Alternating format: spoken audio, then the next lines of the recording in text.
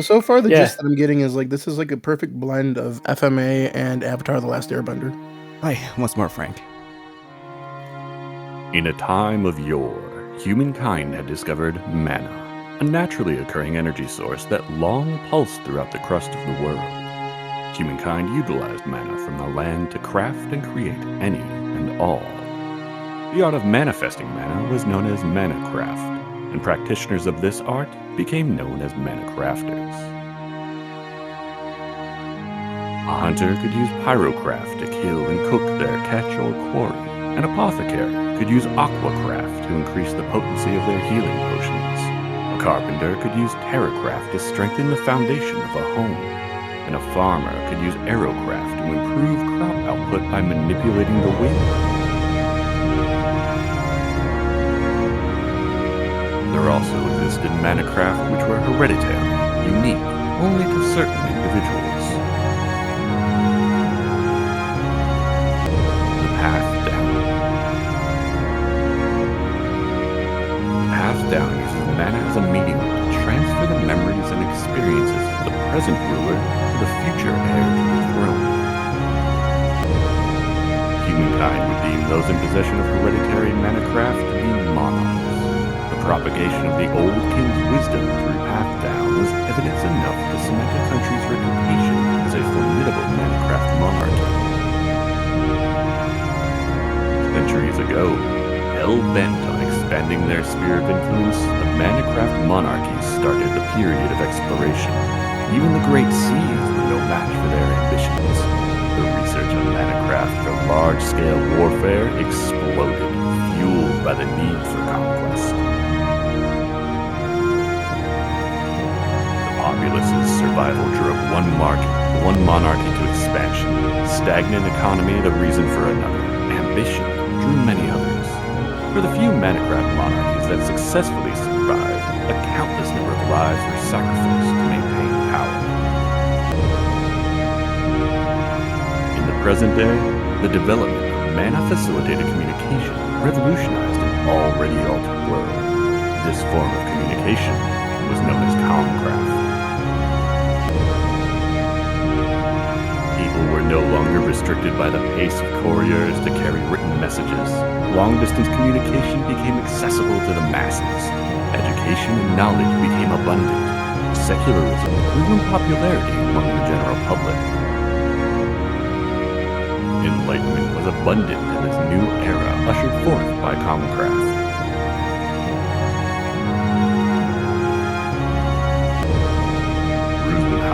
Renowned pacifist kingdom of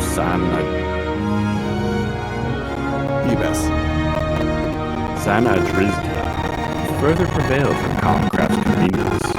For 9 generations, Rusenheid prospered from perpetual pacifism, but even the wisdom of the old kings could not prevent tragedy from befalling this kingdom of peace and order.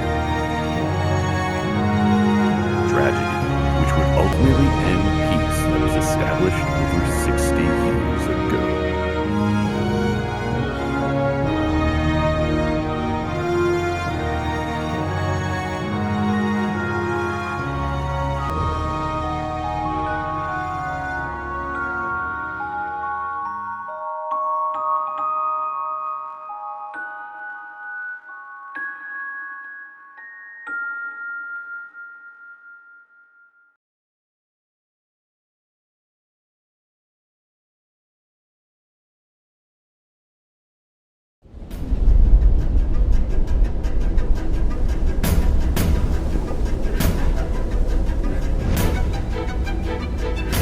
Frank, continue.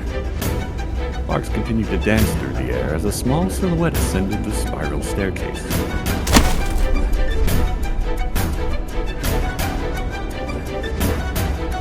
Cristina? It's me, right? Yes. First, to the sky! Terrace! The first of the attackers to reach the sky terrace on the roof of the castle was a young girl, no more than 12 or 13 years of age. Answers her rapidly gets into a defensive pose. Holding her breath, she surveys the area for a while. According to her prior intelligence, the Sky Terrace was completely deserted. Except for one. Half-down successor of the country of Rosenhide? Selphine Rosenhide? Show yourself! You know there's nowhere for you to hide now! A bit more than menacing, Cristina. Show yourself! You know there's nowhere for you to hide now! The girl's shout reverberated throughout the empty terrace. There was no one around, but she maintained her guard. These were the actions of someone who's done this a countless number of times. She moved towards the center of the Sky Terrace with a mechanical efficiency which betrayed her small and delicate appearance.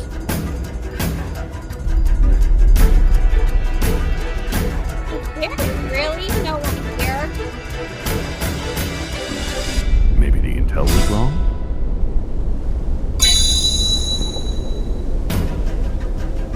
Sian, can you hear me? Sian, if you can hear me, respond.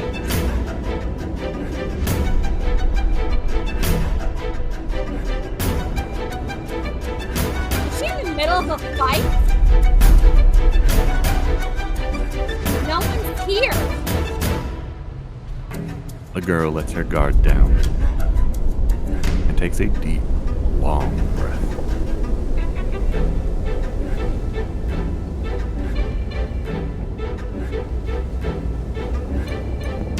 Did I not pick that up? No.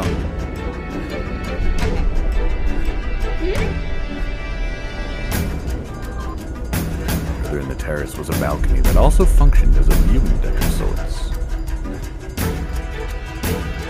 It was designed to overlook the town around the castle, and there a large wooden dining table was situated in the middle of it. The table was furnished with an ornately woven tablecloth. It was surrounded with heavy, solid wooden chairs. And atop it were numerous intricately made ornaments. The table and all its amenities were works of art. Every object from the dining table to the decorations strategically placed throughout the Sky Terrace screamed of wealth. Something crosses the girl's mind, and she sets the chair at the head of the table upright and sits her small frame onto it. For a moment, she's taken aback by it all. It was truly the height of luxury. The view she had from the head of the table, growing up in meager circumstances, was impressive beyond her imagination.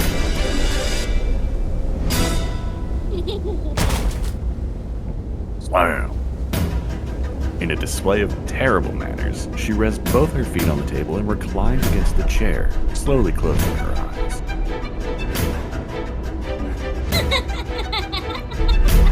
She couldn't help but laugh at the disparity between this situation and the place where she had grown up. Whose seat was this? Under what lucky star would you have to be born under to be granted the privilege to seat yourself on a chair like this? Well, not that it mattered. This chair was now no one's. Just like how this crumbling castle was to be no one's as well. Sure, it'd feel wonderful if I could have a meal on a table like this. From the balcony created to look upon the town below, the girl gazes at the townscape set ablaze. A perfect view, just perfect. This is just stupid. After her rather mindless soliloquy, she gets up off her seat, then...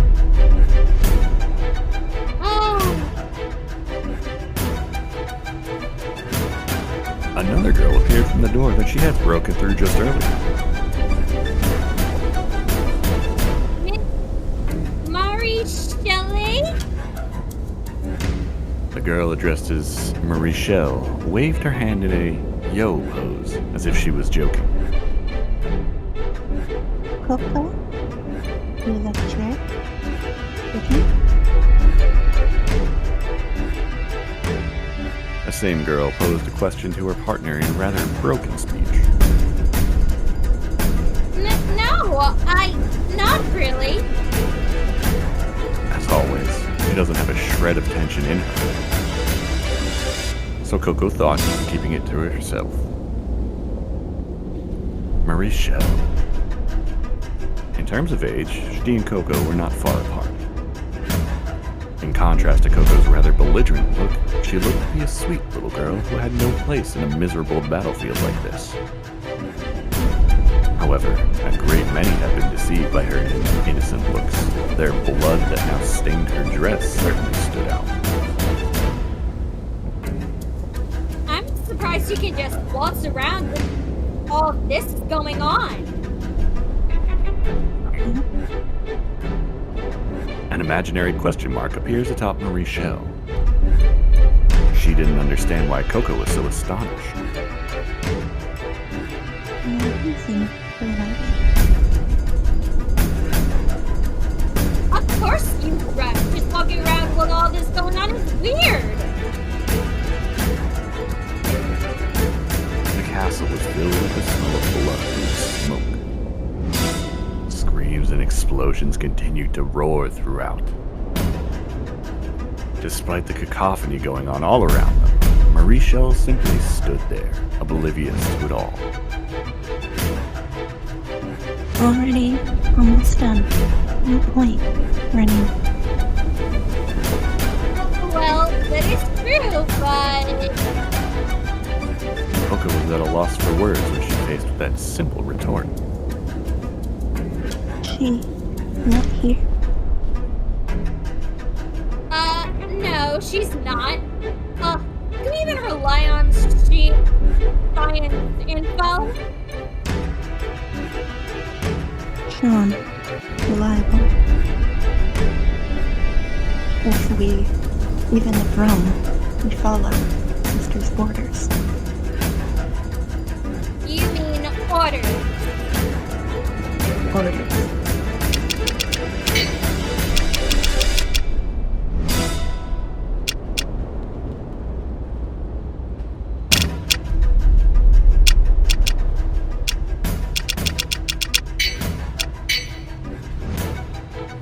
Unflinching. Rather than communicating with words, she struck the same hand-waving pose from earlier. That was one of Mharie's ways of expressing herself. Still, if they aren't here, where could they be? I'm pretty sure we searched everywhere. Plan B. A manual search? Oh, what a pain! Sheer size of this place makes my head spin. Funny face. Oh, leave me alone. Fine, then. I'll stick to the plan and take one wing loop. I'll be on the way. Nod. What's wrong? We look, yes. Won't kiss the shadow's shoulders? I'll be fine. There's only 150 of them. We've already taken care of most of the rear line soldiers, so I doubt we'll run into anyone troublesome. What is it?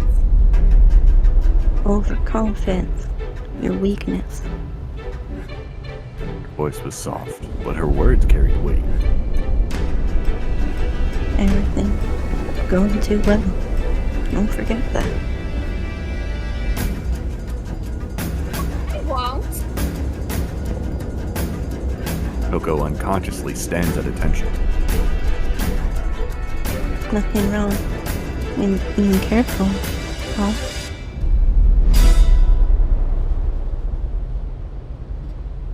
That was scary. She suddenly flips into serious mode and all. Other people probably wouldn't understand the sudden change in Marie Shell's attitude. Putting thoughts and emotions into words is a weak point of hers. Logical, seeing that she only just recently began remembering her vocabulary. However, even though her vocabulary is lacking, she is in no way unintelligent or unable to grasp the situation at hand. Koko, being her partner, understood this very well.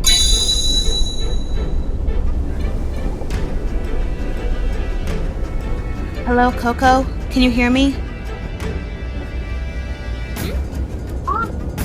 Sian, yeah, I hear you. How's it going there? You done fighting? The third floor downstairs has all been committed. As long as people don't suddenly start raining down from the sky, no one else should be able to get into the castle. Oh, and get a load of this. Really, the last two guys I just killed, they were such pushovers. It kind of ruined the moment. Like, I'd get more of a thrill from dreaming in an afternoon nap. From someone who personally said you just keep guard. Can't really complain if you didn't volunteer to head up to the front lines instead. So, how are things going on your end? Ignoring me, eh? Alright, this place is totally empty. We've got some explaining to do here. You sure the princess is in the Sky Terrace? Absolutely. If she isn't around the balcony, then she's got to be somewhere on the top floor. Look harder, why don't you? Looking around is a huge pain. It's so tiring. You sure are lazy for someone so young. I don't want to hear that from someone who volunteered to shore up our defense. Oh, quit complaining and just get to looking. We're already on the home stretch. Get off my back. Really though, this whole thing sure was a breeze, eh? Rockenheit's the center of the Alliance and all. Is it supposed to fall this quickly, this easily? Well, Miss Milano's planned it out this much, and she's even taken part in it too.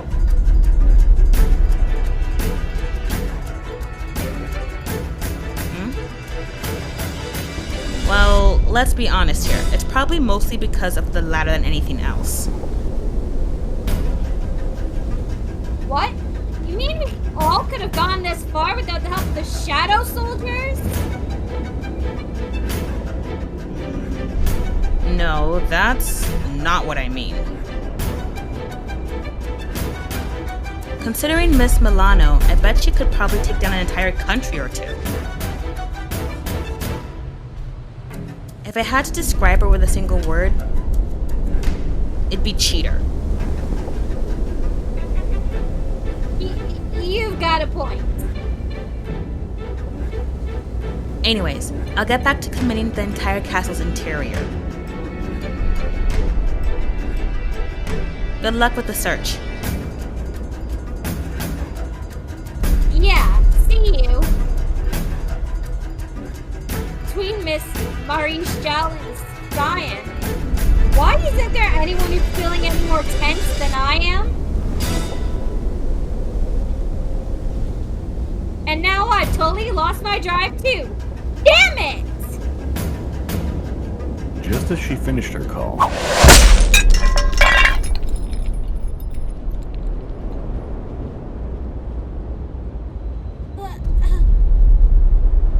Huh? Koko's staff was made from a metal alloy. It was made to prioritize lightness, but metal is still metal. A swing from any old sword would certainly nick it, but there was no way it could slice through it so cleanly. What was something stuck to the wall. A transparent knife? Blade of ice, or perhaps some kind of illusion using craft. In any case, it doesn't change the fact that there was some kind of unknown threat. Who goes there? Show yourself! Out from the darkness emerged yet another girl. One of their retainers, perhaps. She was wearing a formal-looking outfit with her entire body wrapped in a purple cloak. However, what first caught Koko's attention was the badge shining brightly on her collar. That badge served as proof of the individual's rank as a crafter.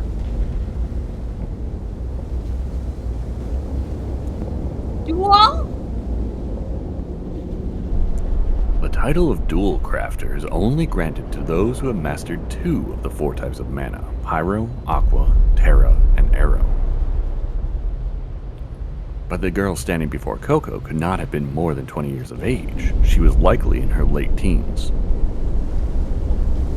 To become a Dual Crafter at 18, 19 years of age was quite a remarkable feat. Ritona Rainvasta. She is the last descendant of the Rainvasta family, which has served as the royal family's guardians for generation upon generation. But Koko had no way of knowing that. Where do you come from? What is your objective? Why are you going after Princess Selphine? Huh? Let's just get one thing straight here. This attack of ours is completely in our control. Whether you all live or die, that's up to us to decide. Do you understand? The only thing you can do is stare back at us and answer every question we've got? Oh well, if you want to die, then that's another story. Very well. Alright, seeing as how you're dressed, that means you're one of the servants here, right? You happen to know where Selphine is. And what if I do? Serious? Alright, I'll pay you a deal. You tell me where she is, and I won't kill you.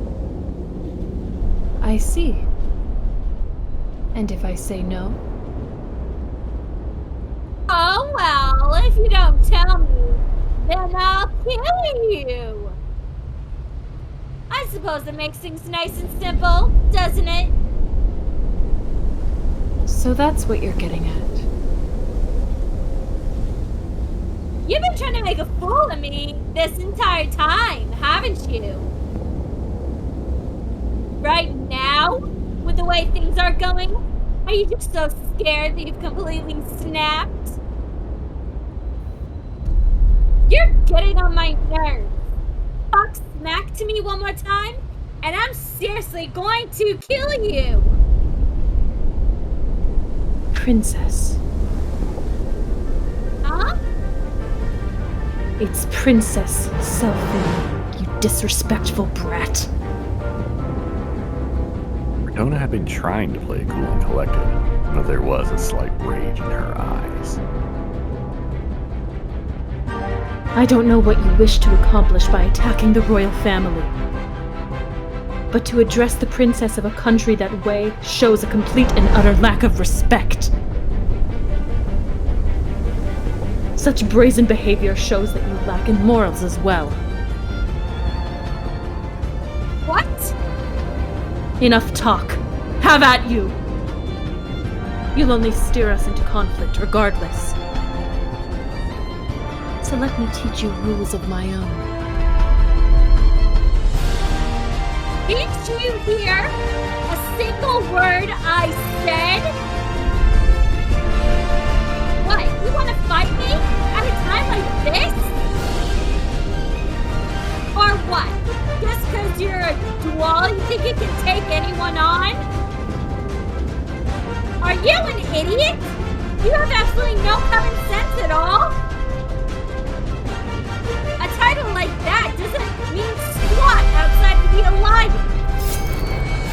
On guard! Whoa! No! Is that... glass? A glass sword? You really expect me to fight one of those? So it is. What of it? You're nothing but a glass worker, an artisan crafter. You seriously think you could put up a fight with me? Enough, you little brat. You're nothing but talk. I swear you've called me a little brat again and again. Stop treating me like a kid, or you're gonna get what's coming to you. Why isn't she attacking? Is she stalling for time? Hell if I know who you are, but I don't have the time to deal with the likes of some stupid artisan crafter. As Koko continued to scream at the top of her voice, she knocked the tip of her staff against the ground, causing a triangle just large enough for a human to appear just beneath Ritona's feet. What? A ranged attack? So she's not a battle crafter?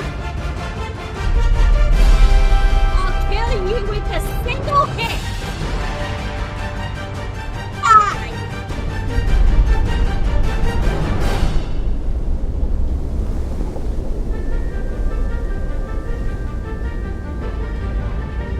Triangle incineration!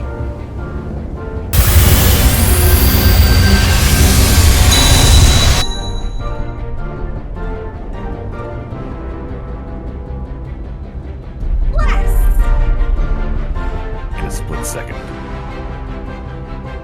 a column of fire roars out from the triangle toward the ceiling. Too slow! Ritona circles around Koko's rear and makes contact with Koko's back.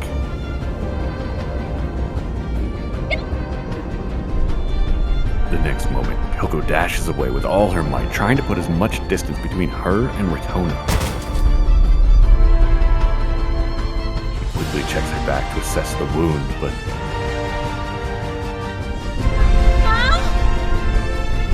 it isn't cut. The sensation of her spine getting sliced in two slowly fades away. What just... Koko understood that very moment. Ritona's sword isn't some decoration or a fake weapon, but it is in fact a real weapon, a strange and highly dangerous one. Transidian. That's what this sword is made out of.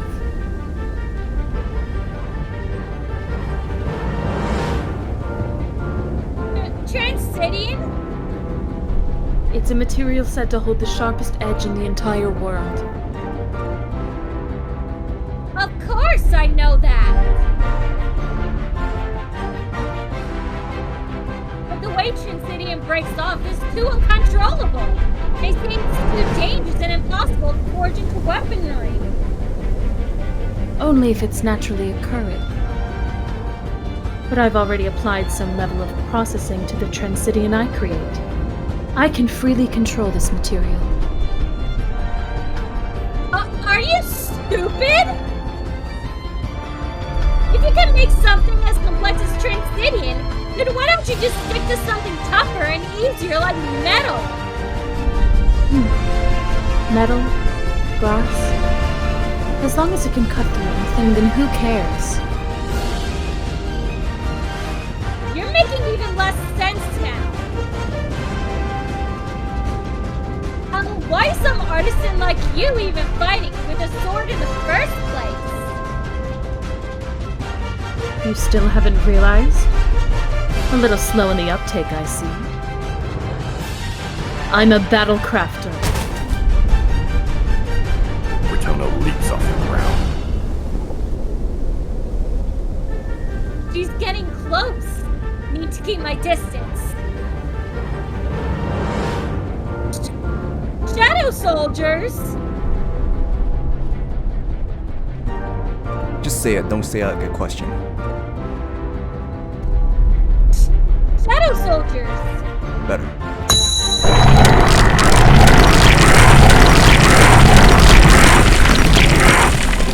The shadow from the staff stretched and dark silhouettes of soldiers began to crawl out from the ground.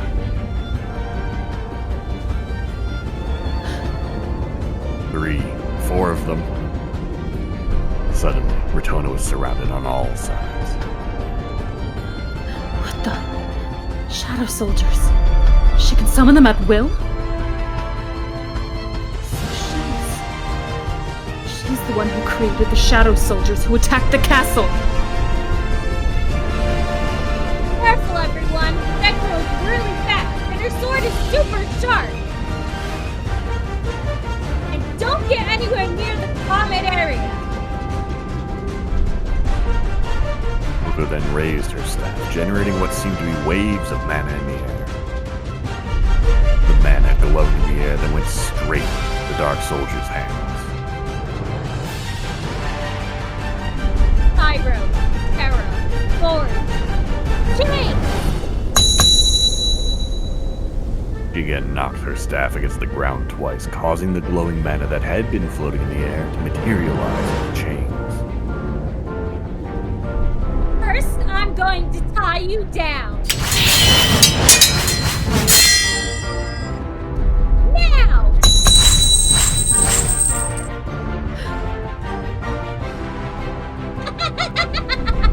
Now you're trapped! You and your stupid acrobatics! This is the end for you! Koko and the Shadow Soldiers had Ritona tied up in chains, surrounded. And then, Pentagram incineration! Koko using her staff and the soldiers using their jet black swords all slammed the ground at once. Small, glowing points appeared with the light racing across them to draw a large pentagram beneath Ritona's feet.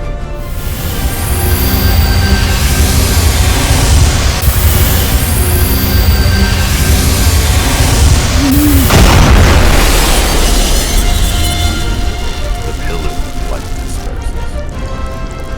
A triangular burn mark was on the ceiling. Beside it was a much larger star-shaped hole with the night sky and full moon full view, shining brightly.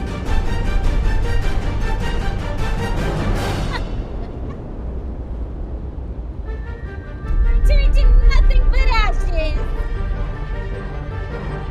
The Shadow Soldiers didn't budge a single inch, leaving her perplexed. Then she realized.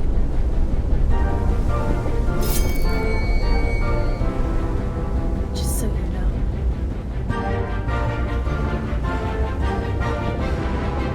Depending on how you handle Transidian, you can even cut through steel.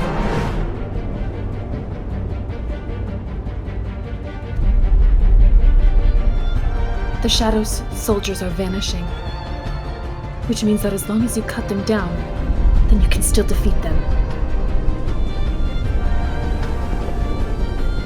No way! What kind of blast that lets you cut through steel? That's cheating! Something doesn't add up here. You're no battlecrafter, are you? Your triangle and pentagram attacks certainly weren't lacking in power. Especially the second one.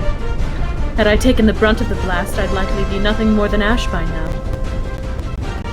But the activation, or bless, takes far too long.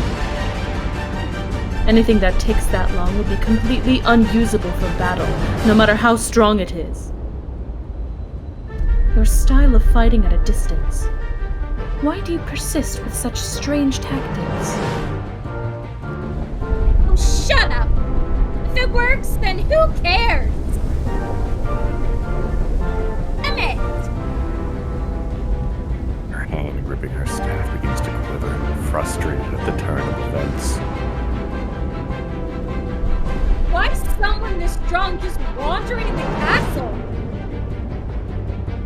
Well, in any case, I suppose you understand now that you have no chance of winning.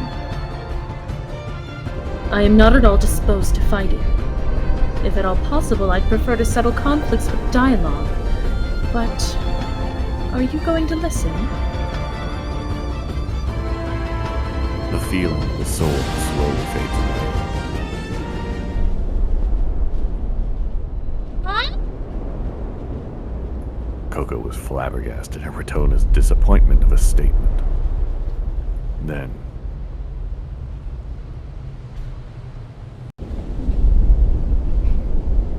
Something else, you know that? Koko realizes something. That she had the upper hand, that Ritona would ultimately not attack her. She sneers at Ritona's invitation.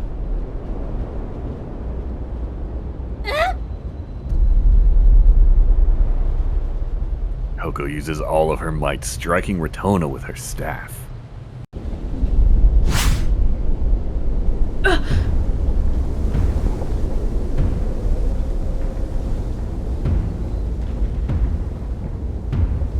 We make a complete mess of your country, your hometown. And you want to talk? Are you a freaking moron? Indeed. This is not the time, nor the place to exercise Rusenhide's pacifist views. Ritona understood that clearly. She could more than easily have taken Koko's head if she wanted to. Even after getting to her back twice, not once did she attack. Ritona herself had resisted the urge to take her life. The overwhelming difference in their strength was absolutely meaningless in the face of Ritona's greatest weakness. You have nothing on me. When it comes to combat, I am clearly head and shoulders above you. And here you are, still struggling desperately against me. Who's the fool now? This is seriously pissing me off. You think you're so high and mighty? You're telling the person who killed your friends, your comrades, that you just want to talk?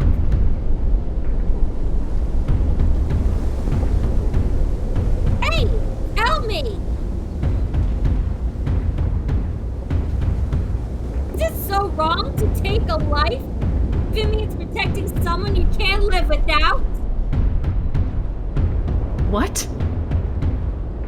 Hey, answer me!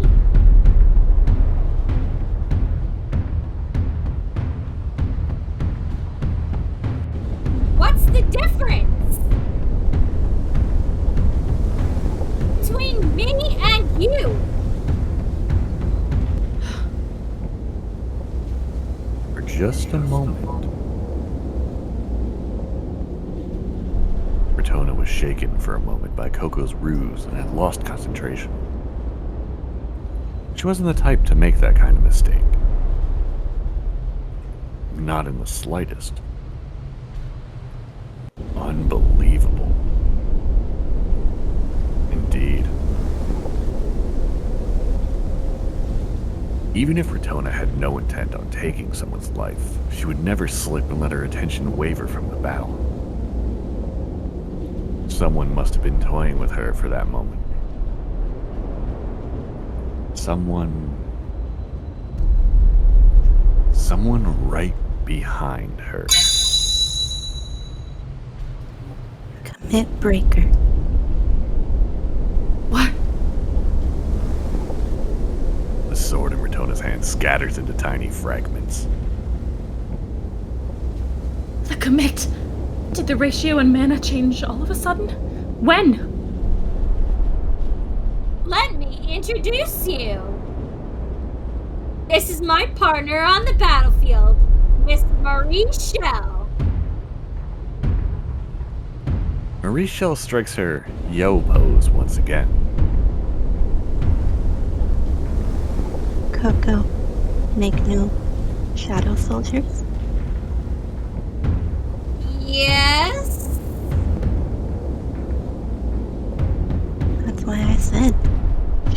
them. New soldiers. Balance is bad. I'm sorry. What? Why you? What did you just do?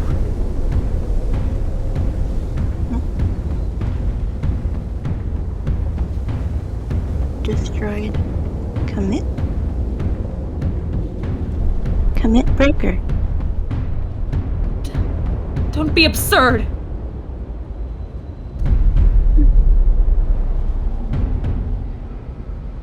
The moment Ritona understands the current situation, she shudders. Koko's craft are powerful, but take a while to bless. And a partner who compensates for that. The perfect combination. She will get killed. Because she took too long. Because even when given the chance, she didn't kill Koko. Milady, please get down on the ground.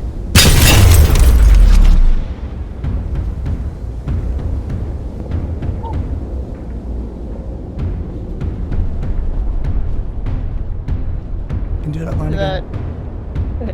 Oh! On Ritona's signal, the glass wall in the edge of the room shatters. Glass which bent light and served as an optical camouflage.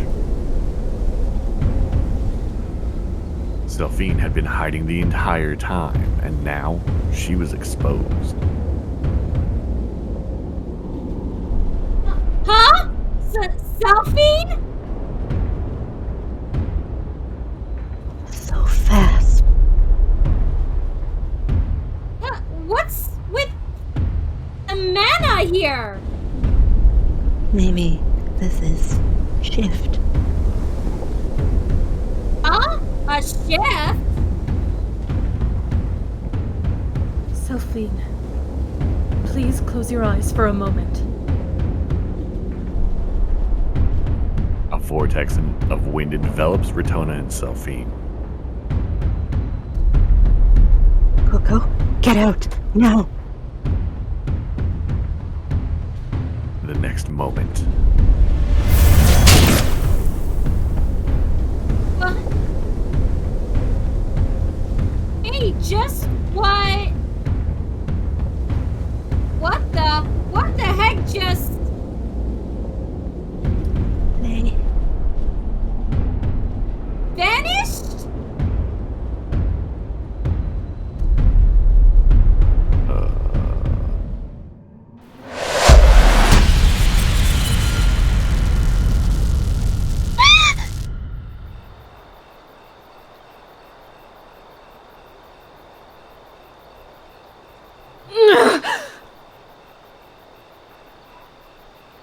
What is this place?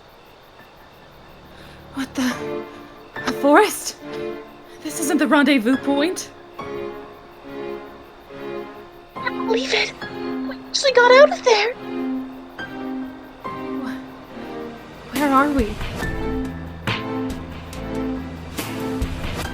Ritona, what happened back there? Where are we? What about the castle? Everyone? I don't know. Our comcraft mana line was cut at the same time the attack began, so I haven't been able to contact the rear line soldiers since. Since they got into the castle, that means...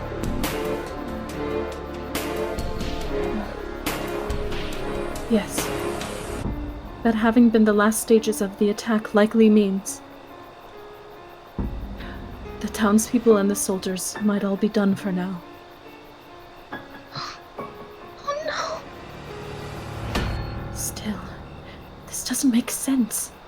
They weren't aiming for King Vala, but specifically for Princess Selphine. They attacked us when my father was out. can't believe this happened.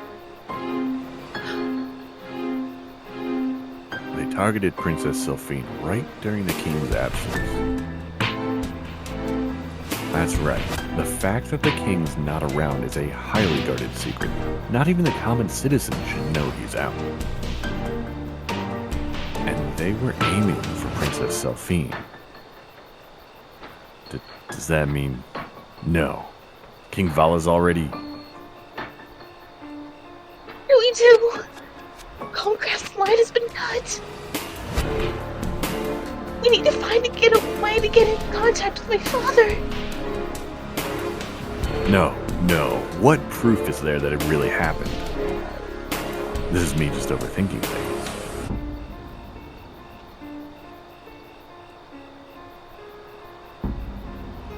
There's just far too many unknowns from that conversation earlier.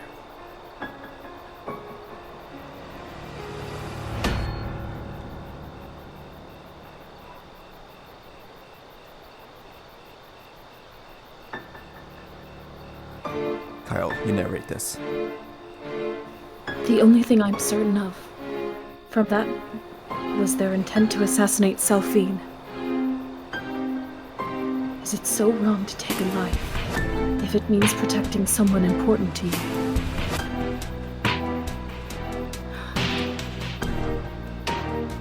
What could she have meant by that? Trying to lower my guard? No. She didn't seem like she was lying. And there was that other girl, Marichelle.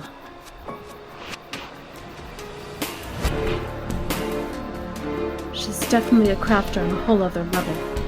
That artisan Koko as well. That pentagram that shaped mana energy. She was alone, so her blast took longer to execute, allowing me to respond quickly enough.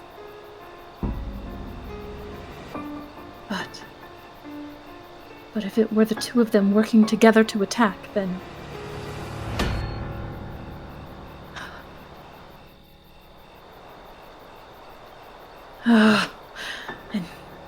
In any case, I've got more pressing issues to think about now.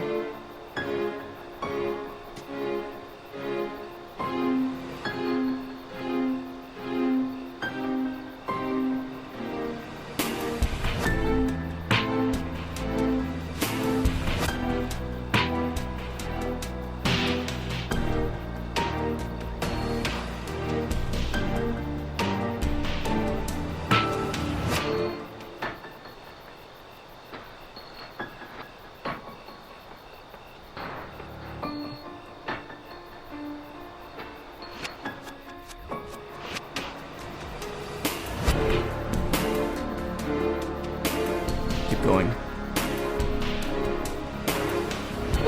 Ritona, what should we do now? Please calm down, Princess Selphine. For now, we need to get ourselves together. Find out just where we are. Huh? What are you saying? You used your Manacraft to bring us here, right? What do you mean we need to find out where we are? Ritona, please, tell me, what's going on? Just what's happening? Me.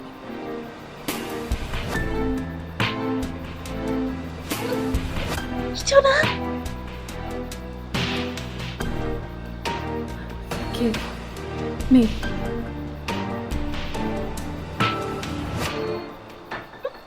Why are you apologizing, Ritona? There's no need to... Forgive me, milady! Despite the situation being as it was, I rushed into using our last resort of escape. Please, please forgive me! What?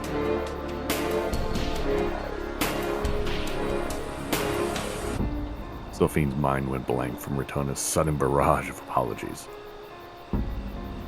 Ritona had the respect of many for being incredibly capable and talented and always kept her cool. Ever since they were children, she was the person Selphine looked up to most, next to her parents. This was the very first time in her life seeing Ritona losing her composure to this extent.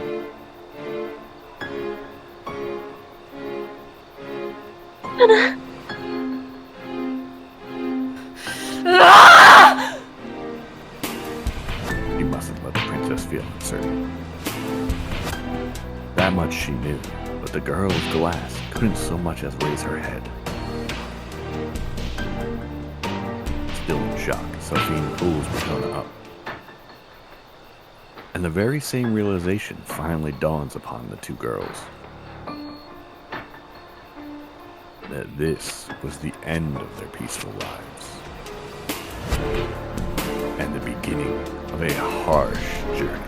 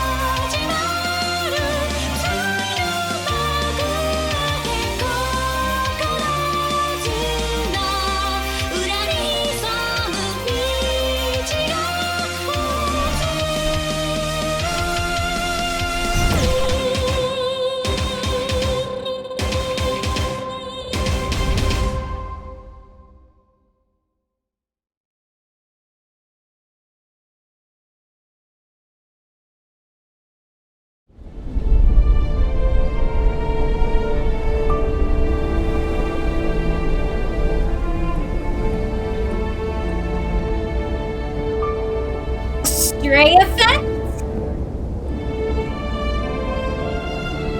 Yeah, it's a bizarre phenomenon that suddenly moves people, animals, or things to some faraway place. You've never heard of it? Like stories of other people suddenly becoming stranded?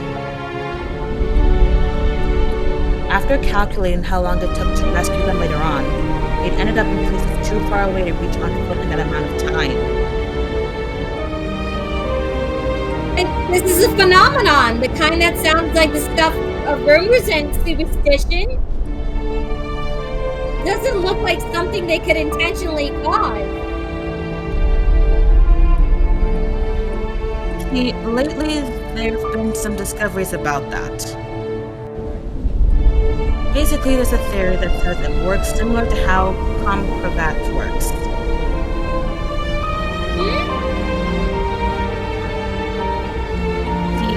Cravat works by having a mana line in synchronization between two people.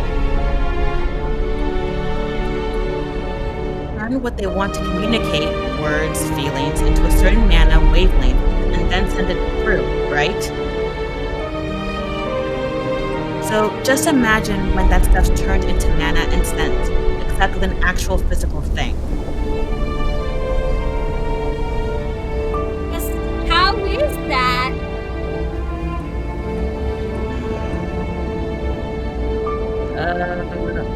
Damn it, do I have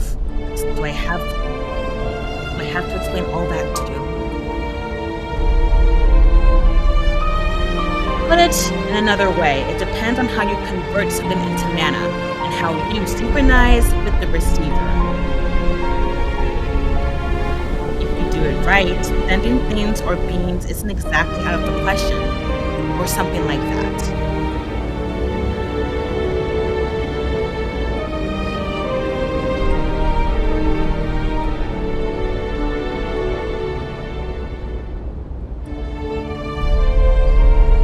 Are you still with me, Koko? That's ridiculous. There's no way that could possibly be true.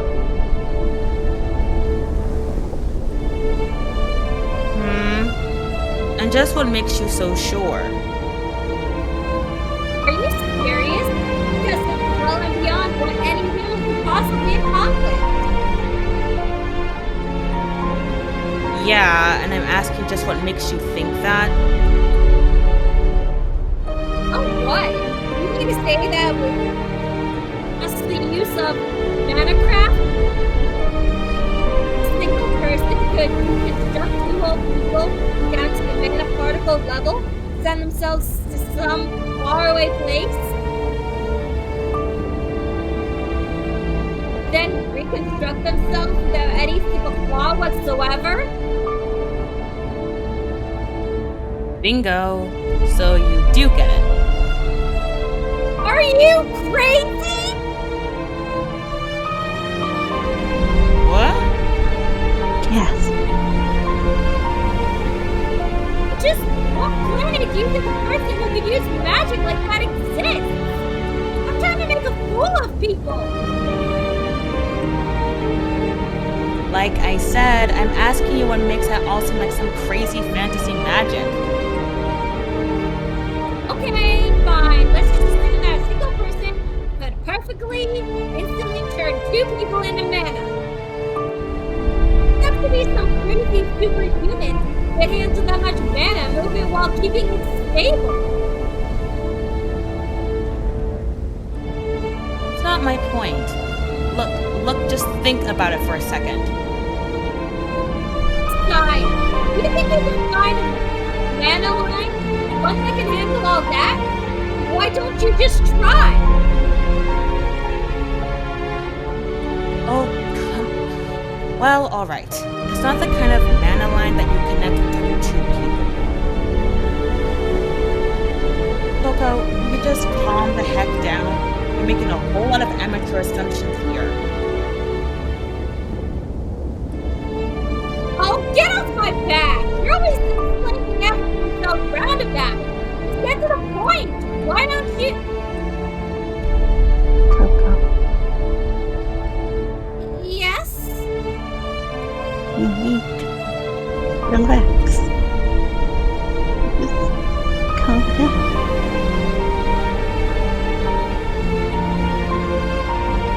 Yeah, that's right. Calm down. Yeah. Sorry.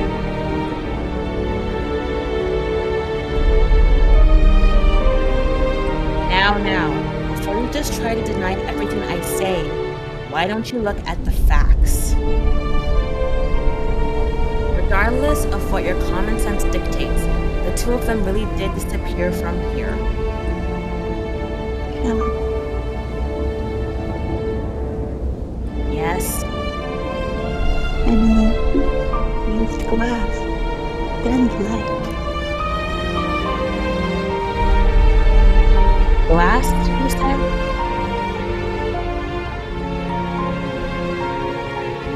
Yeah, that's right. That Selphine girl was actually there the entire time. She was right in front of me, but I didn't see her at all. That's freaking cheating. Maybe. Possible they're nearby. Hiding?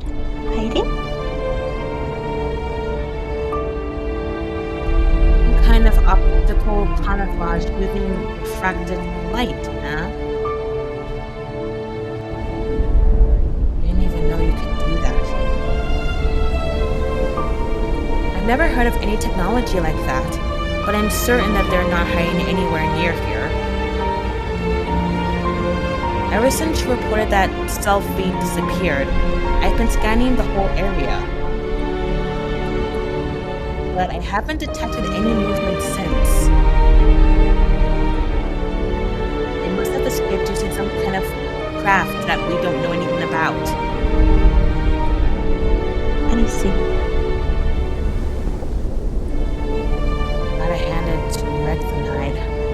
seal them in tight for striking. And our target, the princess, still manages to escape. But Faye, Oh, jeez. Are you still talking about that? Miss Milano!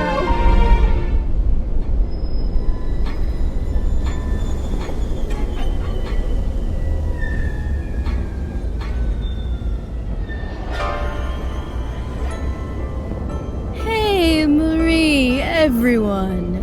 Looks like you're just about wrapping things up there.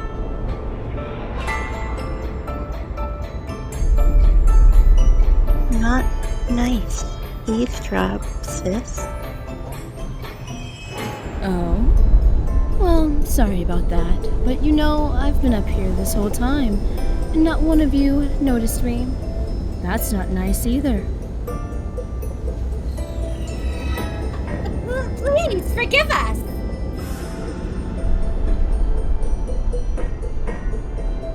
Well, it's not nice that you were watching us either. You could have called out to us or something. Eh? But then you know I was there.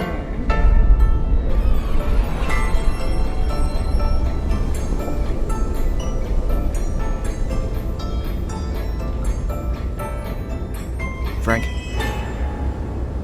I mean, eavesdropping is like listening in when no one knows you're there and you're seeing if people start talking bad about you, right? So she does admit eavesdropping.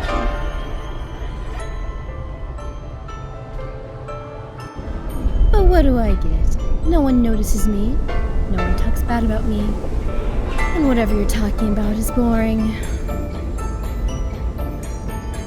So I just decided to end it before it got any worse.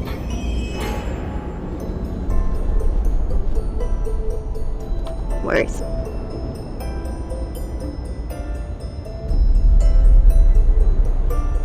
We would never badmouth you. Anyway, to sum it all up, the Princess of Rosenheid and her bodyguard managed to escape right under your noses. Is that right?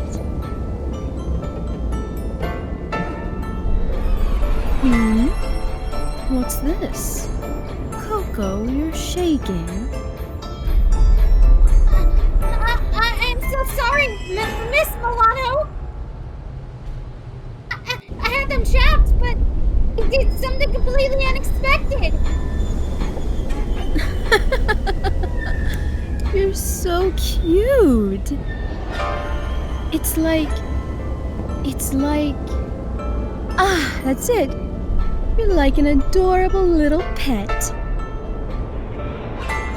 Yeah, a cute little pet. Just like a furry little hamster. How lovely.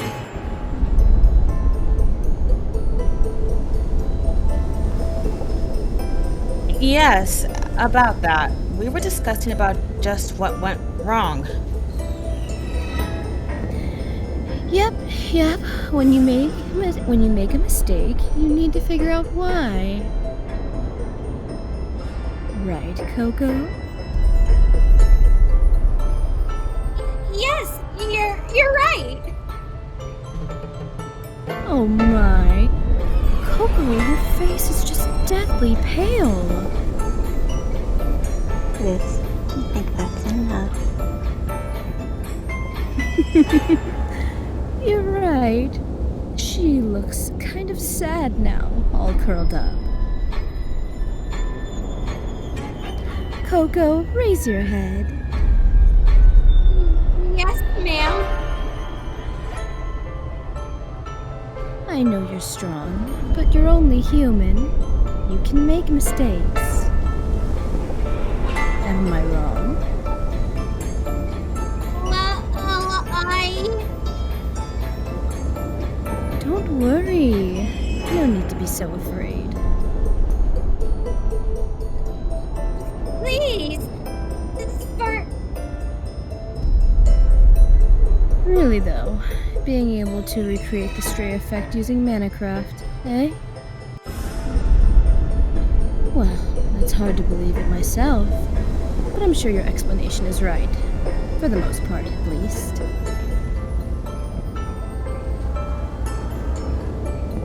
Words cannot express my gratitude. Now, Koko, look up at me in the eyes. I want you to answer one question for me. Yes, ma'am. There aren't any idiots among my subordinates, right? Eh? Everyone makes mistakes. We can't help it. Humans are just humans, after all.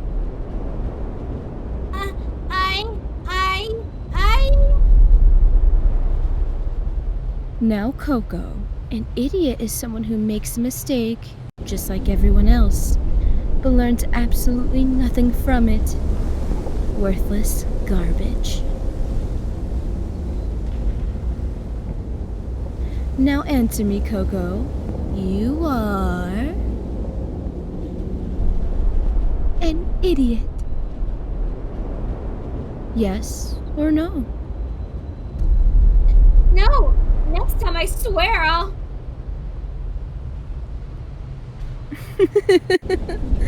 Even a rat can reflect on its mistakes. I won't fail you next time. I'll definitely... You'd better improve as if your life depended on it. Because there are no idiots in my subordinates. Understand?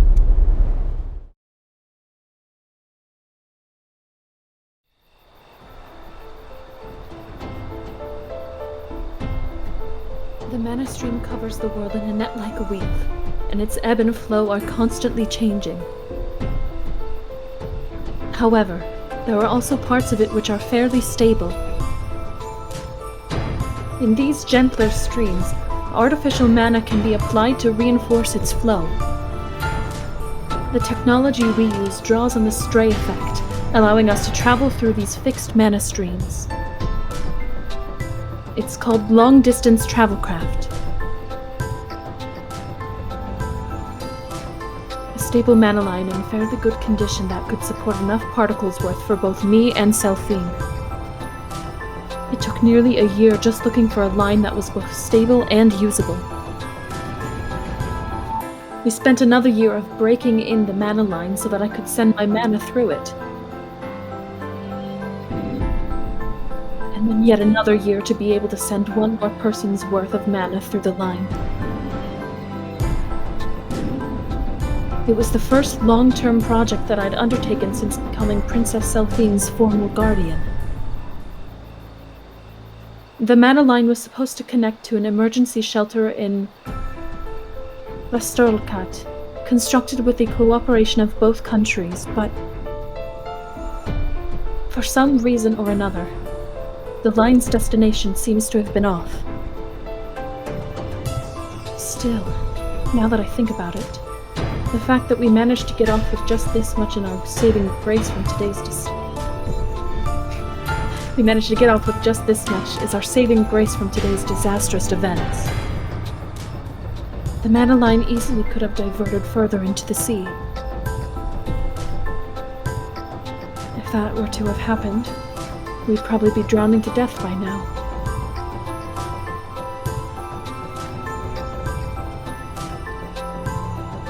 Ritona, how many craft do you know that I don't? Excuse me? It's just, we've always been together, but I've never seen you use something like this, even once. Selphine's expressions cloud over. I can't really blame her. She's seen an entirely new Manacraft being used by someone you thought you knew inside and out. This manacraft is still in the middle of development. To my knowledge, it's never even been used once before. I suppose it seems like I'm just making excuses for myself now, but this isn't manacraft that should be used outside of circumstances like this. How come? This manacraft is unilateral. What? Unilateral. It only works one way. Therefore, we can't go back through the same mana line that we used to get here. Eh? So that means... Yes. From here on, we walk.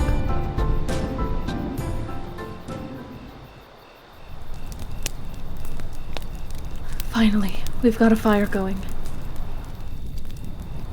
Just what is this place? The concentration of mana is abnormally low.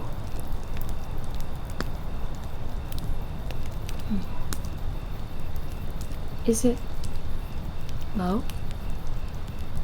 No, that's not quite right.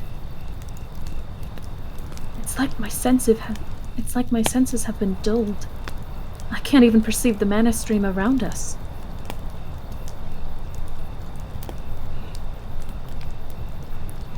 It's fine. I'm sure it is. As long as Princess Selphine survives. As long as the path down is preserved, then the country can be rebuilt again. I have to believe that for now. Damn it. A stray effect.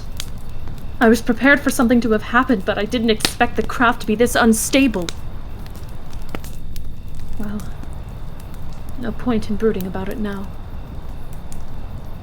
Let's wash the blood off these tattered clothes and get some rest.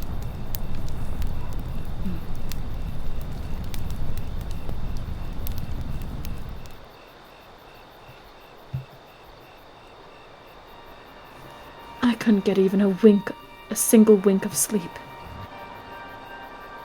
For some reason, my body feels so much heavier than usual.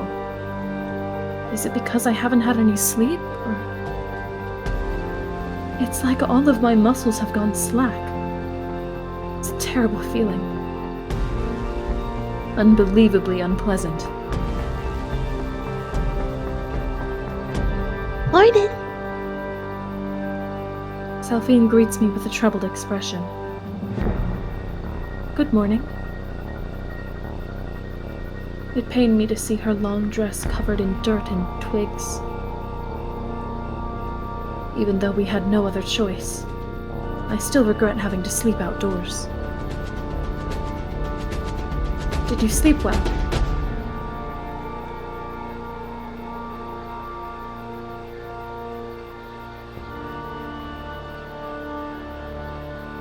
Selphine looked quite out of it as she shook her head. Her eyes seemed to be slightly swollen. Me neither.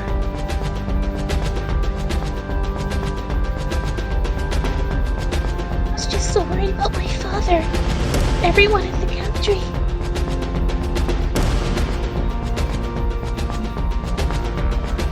Damn it. I can't help but curse my own powerlessness.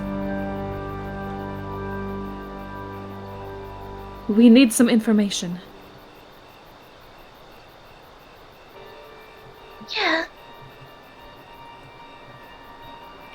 Just who were those people that attacked us?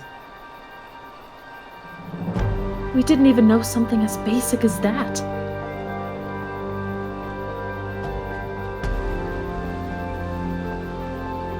Why do you think they're after my life?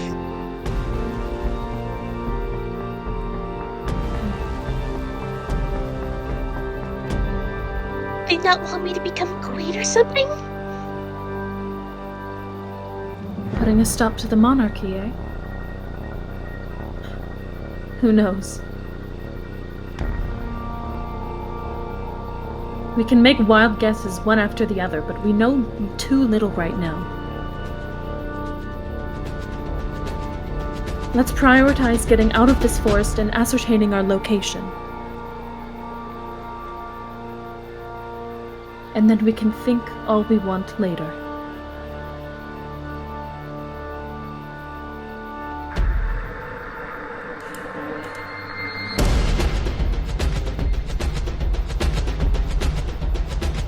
For now, we need to focus on surviving and making it back to Rosenheim, or any of the Alliance's territories. Anything else we can put on the back burner.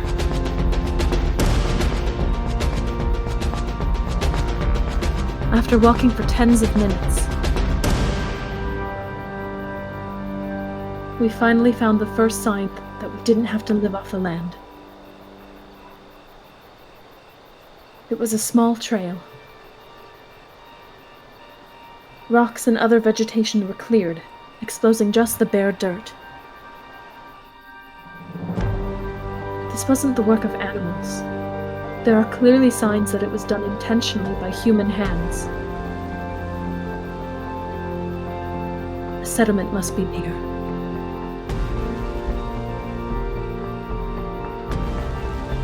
I guess we go this way? It looks like it. For safety's sake, please stick close to me. Okay. As we were finally assured we were making our way back to civilization, another worry surfaces. All these trees don't look familiar at all. That's right. Just where is this place?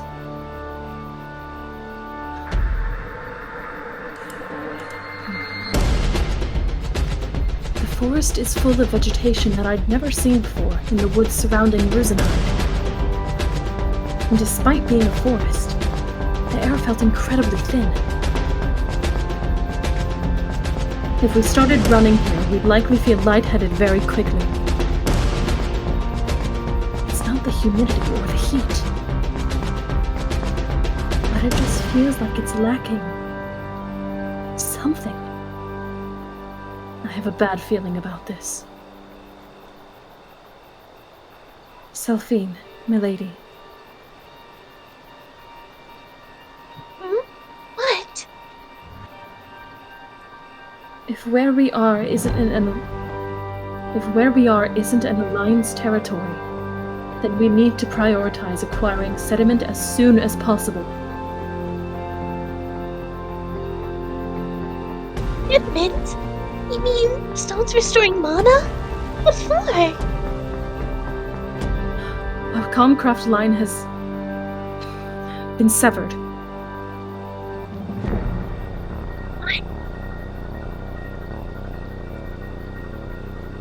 You're right. Our lines to King Vala and to the Knights of the Quinn Order have also been severed.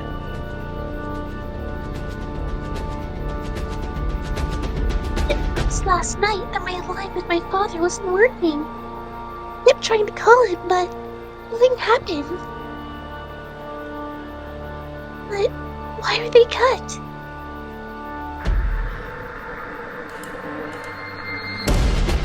These should meet me. It's not good, is it? I can think of two reasons. One, the lines were cut as a consequence of the stray effect.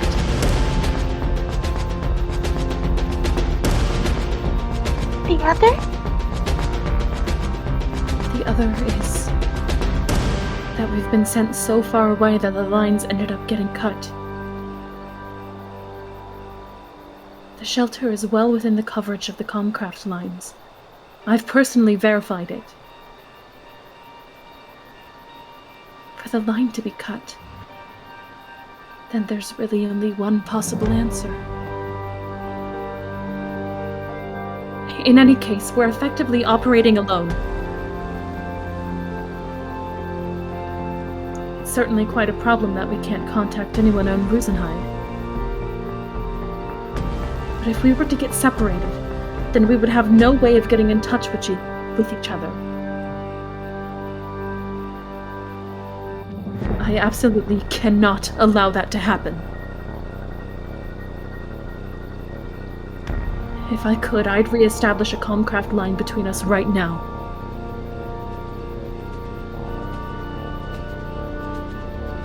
Don't have any signal. Exactly.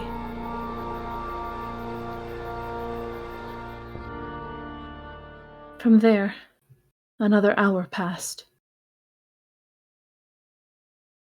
The amount of trees diminished as we continued to make our way through the smoothed-out path, and there we saw...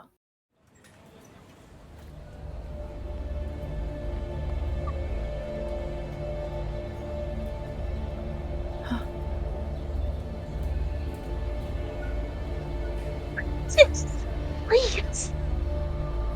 I can't detect any signs of life, of mana. Are there actually any people living in a place like this?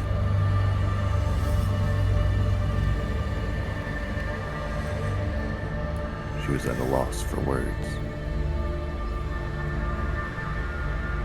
The words written on signage. The people going to and fro. The language being spoken. The architecture, technology, materials.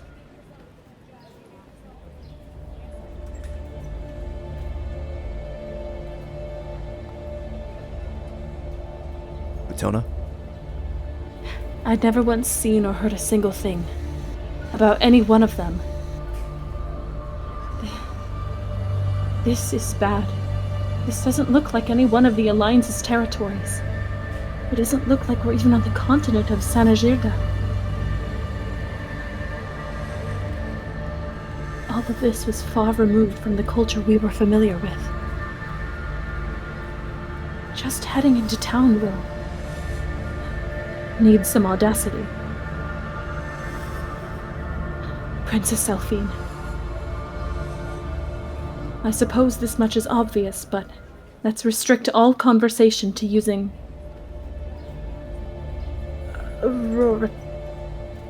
Auroratum. Please. And when asked, we should conceal our true identities. Just as a precaution, let's not utter the name Rosenheim.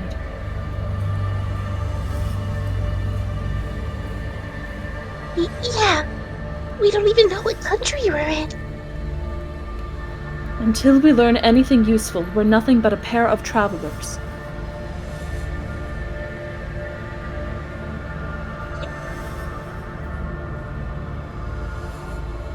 Didn't catch that. Oh. Wait. Seems like it got cut off. Again? Okay, let me just fix my settings real quick.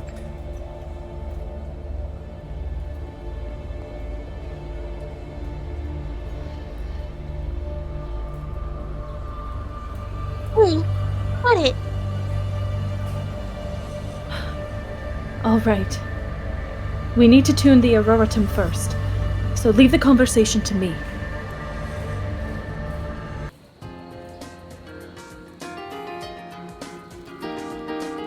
Everyone's staring at us.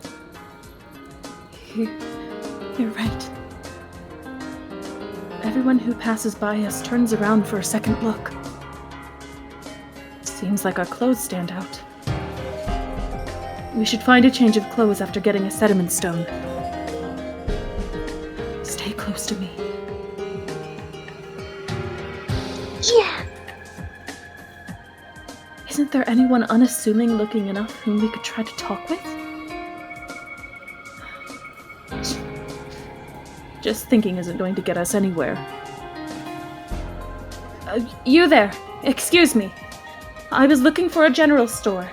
Would you be so kind as to point us in the right direction? James, go for it.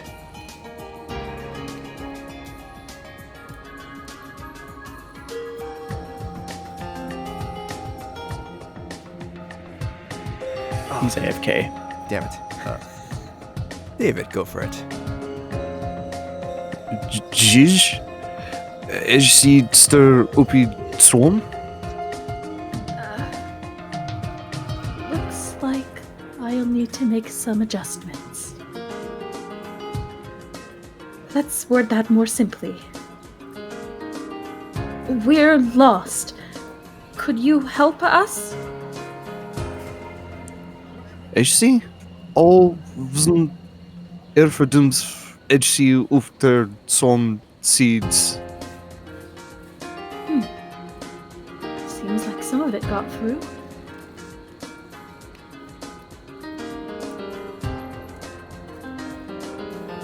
Little off, Ritona.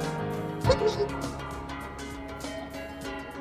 Sorry for the sudden question, but we're looking for the general store. Could you please show us the way? Puj. Opie Murph is your hermst dipter?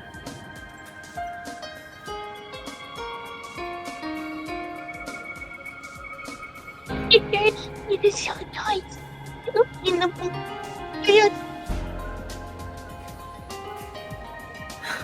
Oh. Seems like what Selphine's saying is getting through. But now I'm the one in the dark here.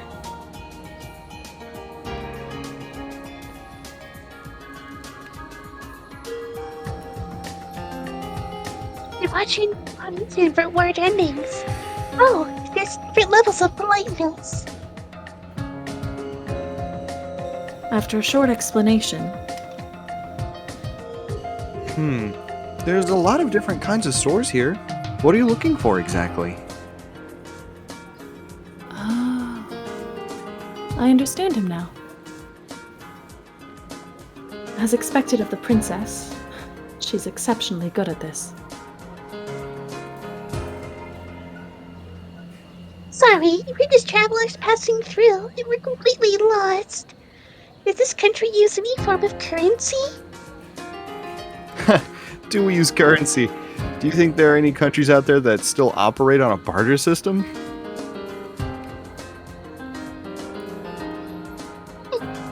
Suppose not. And I suppose that means you don't have any money? Planning to do some shopping? Something like that. So you're short on cash. How about a pawn shop instead? There's one right outside the town. The young man earnestly guided Selphine to the pawn shop he mentioned.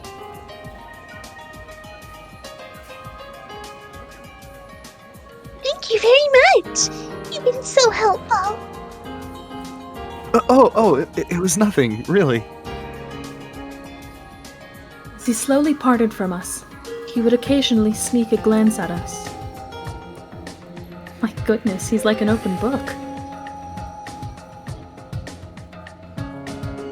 Really? It took a while before you managed to tutor or to understand him. That's not what I meant. Still not very good at Aeroatum. Well, even without Aeroatum, Selphine was fluent in no less than 8 different languages. One can understand, convey, and receive thoughts from other people using Aeroatum more quickly than the more they study linguistics. If I may, King Ruzenheid III's style of governance centered around the use of words as a mean of bridging countries. As a result, Aeroatum, a form of comcraft, was developed in accordance with his will. Of course, that sentiment was also passed down to his descendant, Princess Selphine. Please don't compare me to royalty like yourself. When it comes to skills like these, we're on completely different levels. Well, I won't deny that I have no linguistic sense either. Oh, come on! Let me brag at least this much! I've got no other talents but talking anyway! Sense, milady. You're skilled in so many other things. Cooking, medical craft, archery. Come on! I'm just good as any of those, as any typical person! Talking about being better than the average at something, like you, Ritona! Nonsense, milady. Have more confidence in yourself.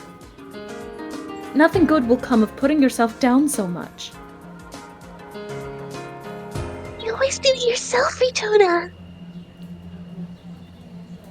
I'm fine. I'm nothing but an amateur. You're contradicting yourself. What? Please? I'd love to be able to invoke some flashy Minecraft. Knowing more words isn't exactly going to be of much use. Nonsense, milady. If you wanted to, you could converse with anyone in the world in an instant. Isn't that a wonderful skill to have? If it were just me here, then I could have taken days to attune myself to the language. Yeah. Please, do value yourself a little higher. Princess Selphine, you will eventually have to bear Rosenheim's weight on your shoulders as the nation's queen. Only fools would judge someone based on how flashy or how amazing they look, so please, stop.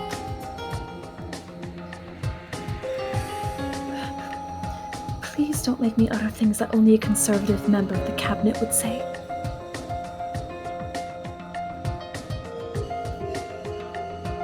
Yeah, Ritona? You're way too young for that old lady talk.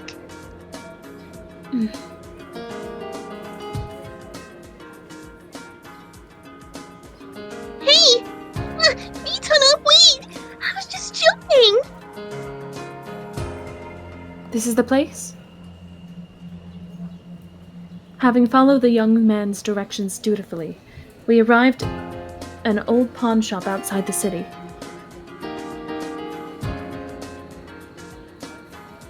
I think this country still uses money.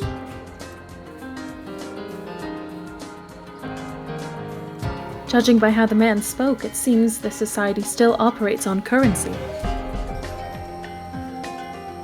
It dawns on me just how advanced Rosenheim has become. It seems we'll have to abandon our preconceptions from Rosenheim while we're in this country.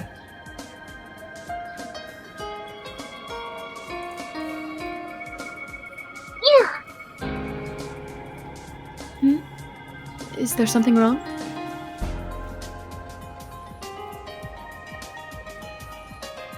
Oh, it's the first time I've ever seen her held money before, so I'm kind of excited. Oh, such materialistic things. Besides, Rosenheim has saying notes that we use for foreign trade, right? I've never used them once. Just heard about it in stories and all. Well, she has a point.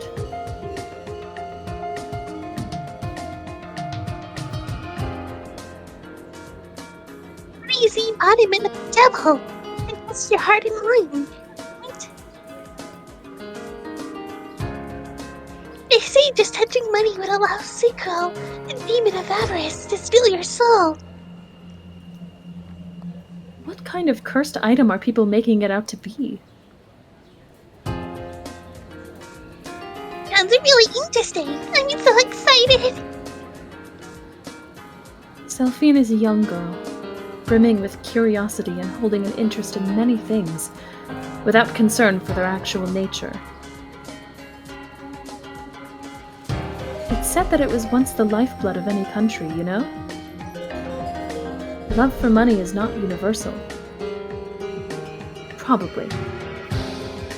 Whatever the case, as long as we retain our senses as people of Rosenheim, we shouldn't have anything to worry about.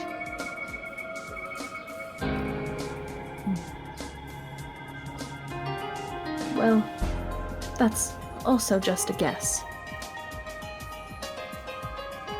Yeah, I just wanted to say it, that's all. The real problem would be the gap between our differences in values. Hopefully, we have something on us that holds worth for them. Perhaps a precious metal? All right, let's go in. James. This is some real platinum, isn't it? And it's real well made. Never seen manufacturing on this level before. He seems to be pretty excited with the Guardian's knife that came with my formal wear.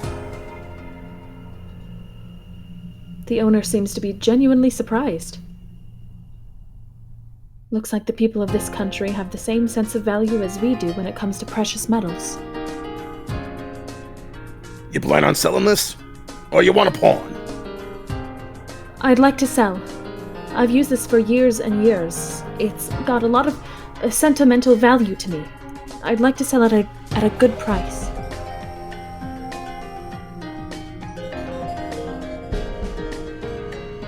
Ritona sure is a smooth talker. It's just a knife for show. This is an antique, you mean? It looks pretty dang new. No patina on it yet. It was given to me when I was 15, so I've been using it for 4 years now. 4 years. That goes by as fast as a fart for an old man like me. That ain't years and years like you said. Does that mean I can expect an even higher price for it then? Well, I suppose. With something of this quality, you'd be offering a pretty fair price for it.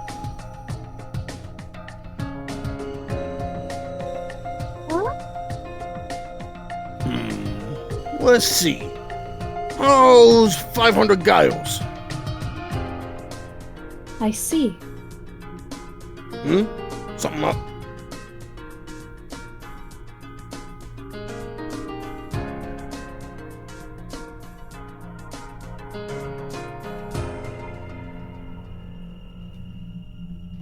Is it not picking up? Nope.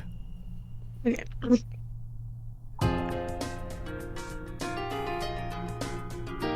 Oh my god. This mic. Huh?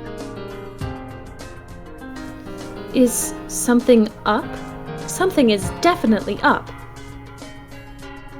4 years may be nothing but a fleeting moment for you, but they were a huge part of my youth. This knife has been with me all that time, in both happy times and sad. I wasn't lying when I said it had a lot of sentimental value to me. Don't you understand?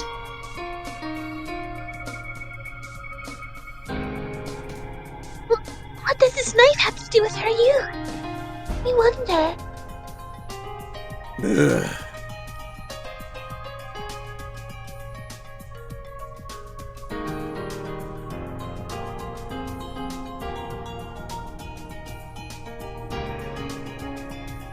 James.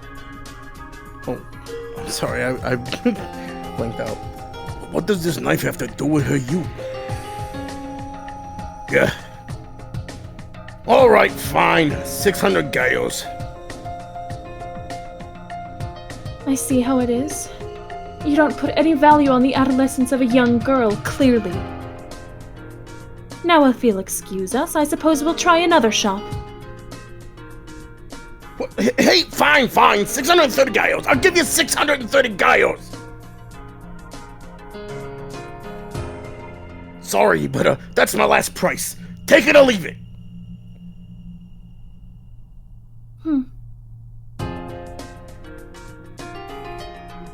Very well. I won't forget this good deal, sir. Jeez, you're really throwing me off here, Missy.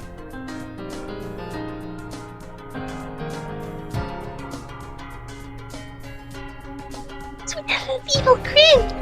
I haven't seen that in a long time.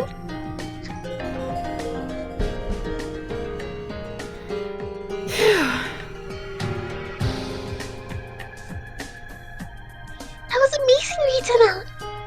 You know how much a Gaia is worth? Oh, of course not. How could I possibly know that?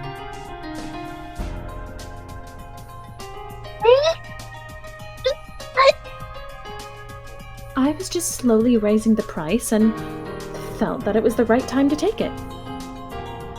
I think if I pushed even harder, I could get him to go just a little higher. The devil! Secula's nice! How rude. Well then, should we head off? Huh? Ritona, what about the sediment? Oh. Sorry, I forgot about that. Is that money going to be enough? Now don't be silly. Sediment is nothing but mere pebbles when compared to a knife made out of platinum. Excuse me. We almost forgot, but we're looking for something. What do you need?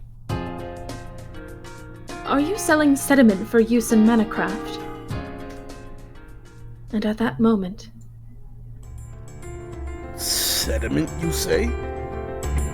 The owner's expression changes instantly. What's wrong? Should I keep going? Class 3. No, even Class 4 stones should be enough for our needs. He's glaring daggers at me. Suddenly it feels like he's taken charge of the whole conversation. And then... he then scoffs at us.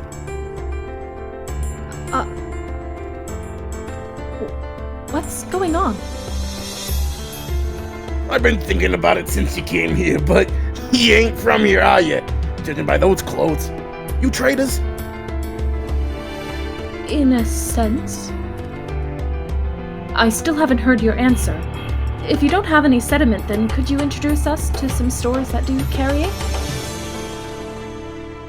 I thought it was weird. If you're here to trade, then you should have passed by a town or two on your way here. Or what? You came here fully aware of what this place is like? You want to make a fool out of me by asking me that? Is that it? Excuse me? Oh, don't tell me. You want me to spell it out for you? Miss, that's just downright harassment, you know? What are you talking about? You know real well that a little shop like this couldn't possibly afford to deal with something so precious as sediment. What?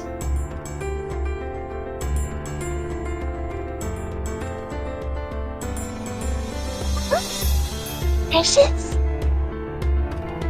Did some other shop send you in here just to cause a ruckus? Sorry, but I ain't got enough trouble to deal with that on my plate. Just do me a favor and get out. Wait a minute! Sediment? Precious? What do you mean? It's just Class 4 sediment! Those are good for nothing but serving as little children's toys! Right?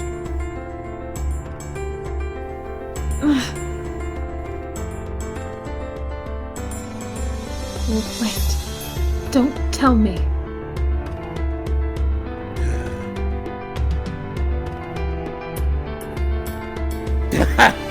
So that's it.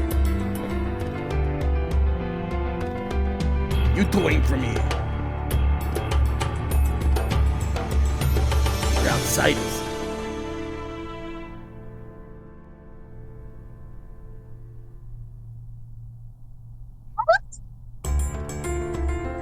I heard about people like you.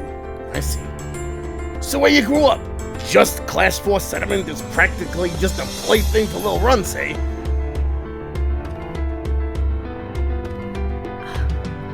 outsiders.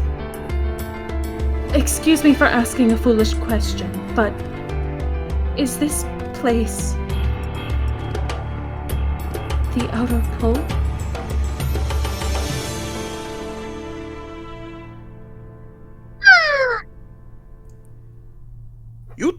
Are you two really traitors?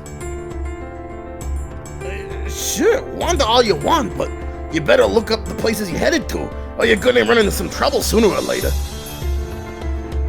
We have our reasons, though I can't get into the details. But I promise you, we're not here to cause any trouble. Please, just answer me. Just not gonna let me go, are you? Yeah, that's right. This place is Kyra City, located in the 3rd sector, south-southwest from the 2nd pole center. It's the largest outer pole region in the world. Pretty famous, seeing as the entire island's part of the outer pole. Seriously, you didn't even know that? Where'd you two even come from?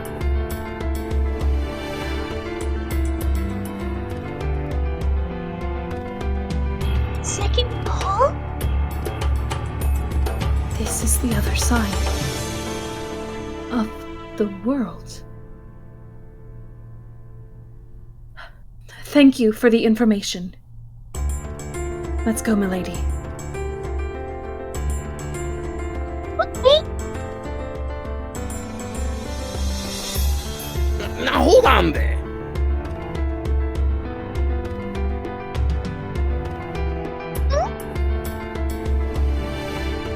Little missy over there said you need some sediment for communicating, I suppose.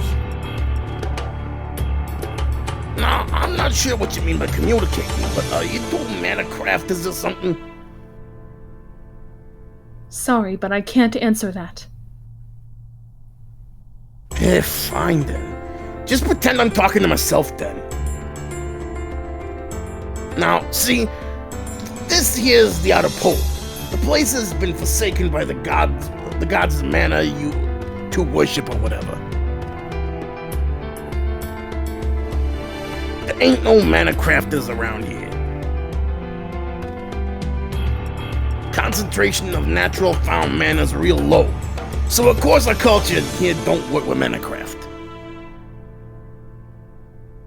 We don't live like the other 70-80% of the folks who have it.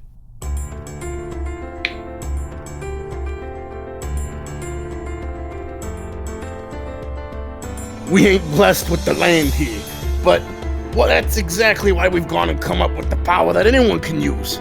Science. Even if the land here has barely got any mana, we use the power of science to squeeze out every little bit we can get. Do you get what I'm trying to say here? More or less. The gist of it. Mana's part of every living thing in the world. It's inside of every one of us. You could say it's the source of all life. And us people on the outer pole ain't no different. Except unlike you outsiders, we can't just pull the mana that we got out inside of us. Mana crafter trafficking and slave trade.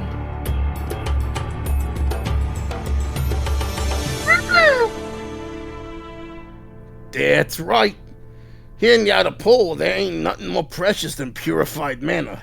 Especially a human's purified mana. And that's why sediment stones are even more valuable than precious metals, because they can store that mana. Mana crafters can fill that sediment with purified mana. Just imagine a golden goose like that walking around town. I think you can tell where I'm going with this. They'll be kidnapped in an instant, to spend the rest of their lives in a dark sweatshop forced to fill up sediment with mana. Watch yourself. Even if you ain't mana crafters, there ain't no shortage of people who don't take so kindly to outside folks like yourself. At the least, don't go mouthing off things like just class 4 sediment. That's just begging for a fight. Us people here in the Outer Pole, we're all but scrapping by trying to make the most out of the tiny bit of mana we got here. Thank you for your word of caution.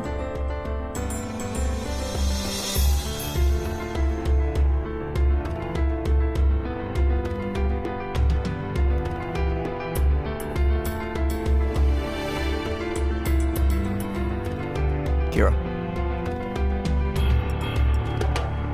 I accidentally muted instead of unmuted, sorry. Outsiders.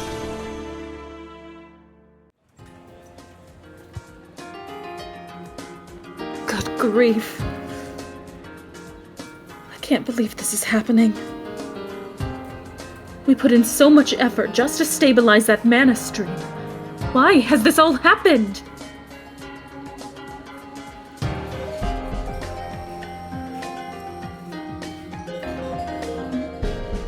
What's the matter, milady? I was so disgusted at myself. What brought this on all of a sudden? I've heard stories about them. Of people who suffer because there isn't enough mana. My father told me those stories.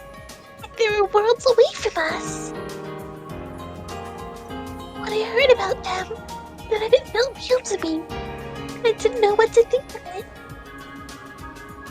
But after hearing the shop owner tell us all this, my thought was, good thing I wasn't born in a place like this.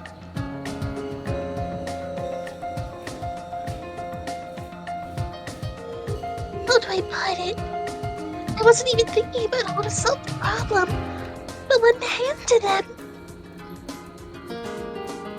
Very first thing I thought of was myself. Like all I'm thinking of is myself. I know absolutely nothing about this world, and yet I'm the princess of an entire country. It's ridiculous.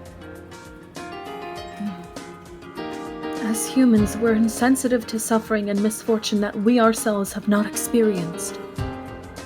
And besides, in our current state, we don't have the luxury of extending a helping hand to anyone, even if they were right here beside us. I don't think you should burden yourself with the thought too much. No, I just can't shake this feeling of self-loathing. Say, Ritona?